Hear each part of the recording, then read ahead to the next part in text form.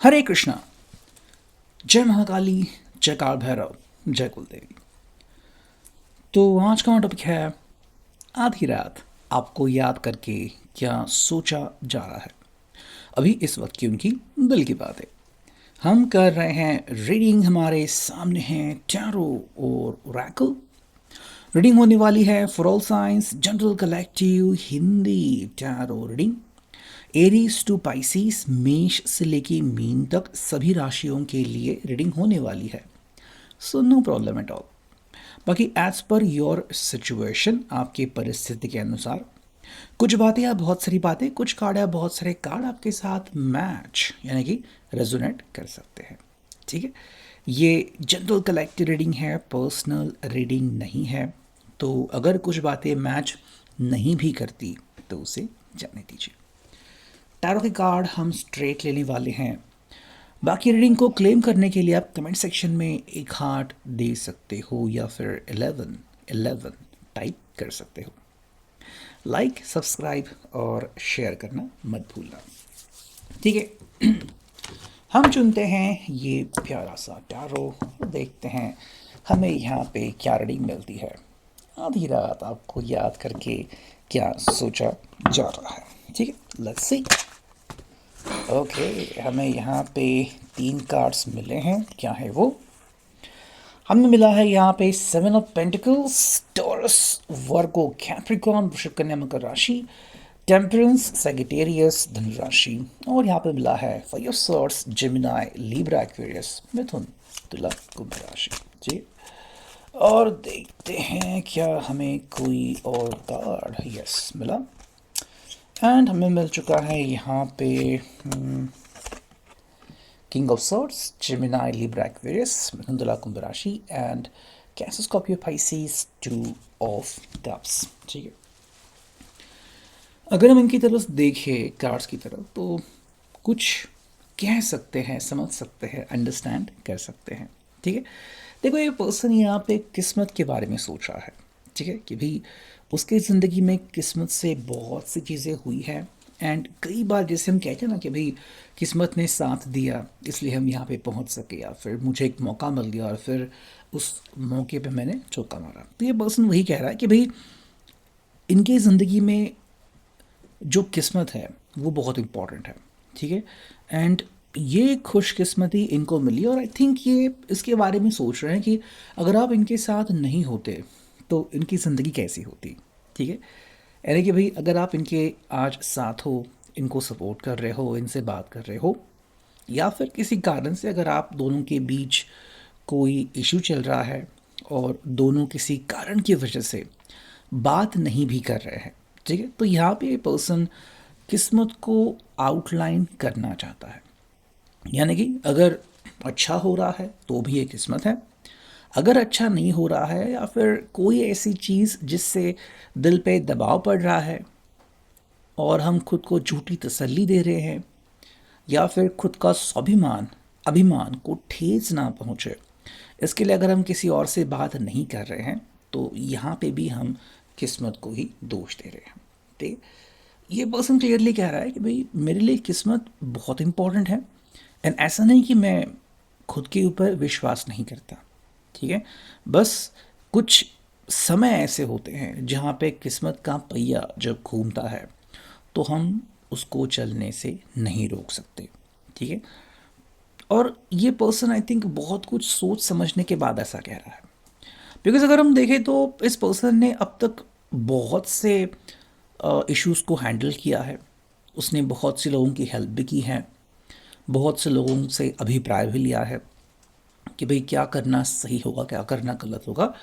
इनके एज के अनुसार, इनके उम्र के अनुसार इन्होंने दुनिया का एक दस्तूर भी देखा है, जिया है। दुनिया में लोग कैसे रहते हैं, किस तरह से बात करते हैं, किस तरह से रिश्ते निभाते हैं, ये सब उन्होंने थोड़ा बहुत तो देख ही लिया है। ठीक है, तो यहाँ पे पर्सन किस्मत के भरोसे चल रहे हैं कि कुछ बातें होती हैं जिनको हम कंट्रोल नहीं कर सकते। एंड ये बस वही कह रहे हैं।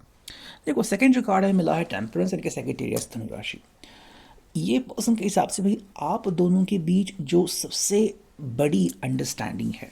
ठीक है, यानी कि भाई अगर आप दोनों के बीच दूरियां मिटती हैं, मिट जाती हैं, तो उसके लिए इम्पॉर्टेंट है, या फिर जो मेन चीज़ फोकस में आती है वो है एक दूसरे के लिए प्यार और कनेक्शन।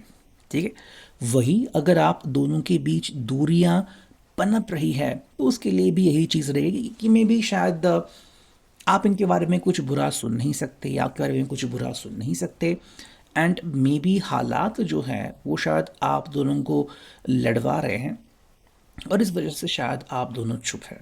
यानी कि ना तो आपको उनको ब्लेम करना है, ना तो इस पर्सन को आपको ब्लेम करना है, क्योंकि आपको पता है कि किस्मत ने बाजी पलटी तो हालात बदल गए। अब हालात के अनुसार या तो आप खुद को ढालो या फिर उससे बाहर निकलो। तो ये चॉइस आप दोनों के बीच यहाँ पे आती है। देखो ये पर्सन यहाँ पे कह रहा है, यहाँ पे 5 ऑफ सॉर्ट्स। आई थिंक अगर आप दोनों के बीच सेपरेशन चल रहा है, अगर आप दोनों के बीच दूरियां चल रही है, तू मैं बहस होती हैं, तो ये पर्सन कह रहा है कि देखो ये पल तो आना ही था। ठीक है, कई बार हम हमारे ईगो को बचाते हैं, या फिर कई बार हम जो बाकी के लोग हैं उनकी वाहवाही करते हैं, तरफदारी करते हैं, और उसमें हम हमारी ज़िंदगी असलियत में जीना भूल जाते हैं। ठीक है, जैसे कि मान लो एक तरफ आप है, एक तरफ फैमिली है, एक तरफ आप है, एक तरफ जॉब है, एक तरफ आप है, एक तरफ सोसाइटी है। अगर ये पर्सन दूसरी साइड को प्रेज करता है, दूसरी साइड की तारीफ करता है, दूसरी साइड की तरफ ये अपना रुख करता है, तो उसमें कोई बुरी बात तो नहीं है। लेकिन अगर वो अपने पहले साइड को, यानी कि अपने प्यार को, आपको अगर इग्नोर करता है, अकेले छोड़ता है, या फिर आपको अकेलापन देता है, तो ये बुरी बात है। यानी कि अगर इस पर्सन को इससे कोई जीत मिल भी रही है तो उससे इसका कोई फ़ायदा नहीं होगा।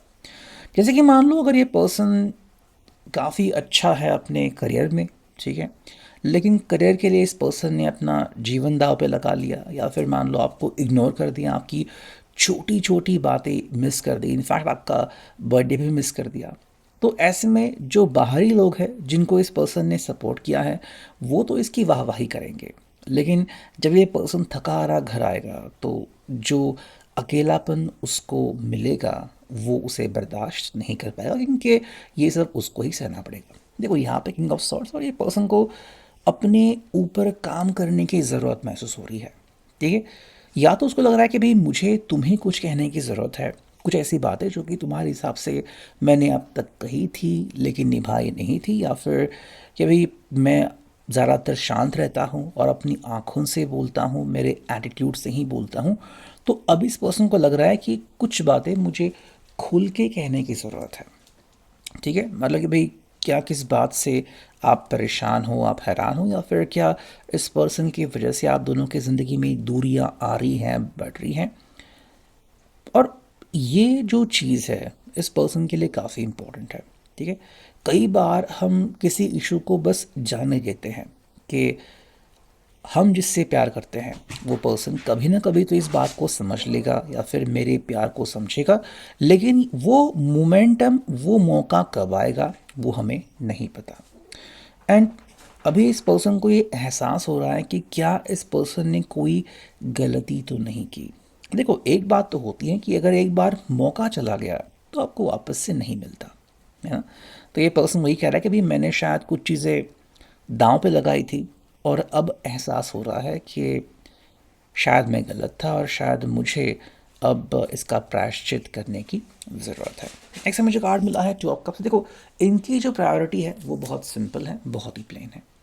ये अपनी रोमांटिक लाइफ में कूदना चाहते हैं, अपनी जो नॉर्मल लाइफ है जिसमें आप इनके साथ हो, आप खुशियाँ मना रहे हो, आप इनके बाल सहला रहे हो, आप इनको कह रहे हो कि चलो हम हमारी लाइफ के बेस्ट मोमेंट्स जीते हैं, तो ये उनको चाहिए। ठीक है, अब देखो हर कपल के लिए अलग अलग चॉइसेस होती है, हर कपल के लिए अलग अलग बातें होती हैं, उनकी अलग अलग एक्सपेक्टेशंस होती हैं।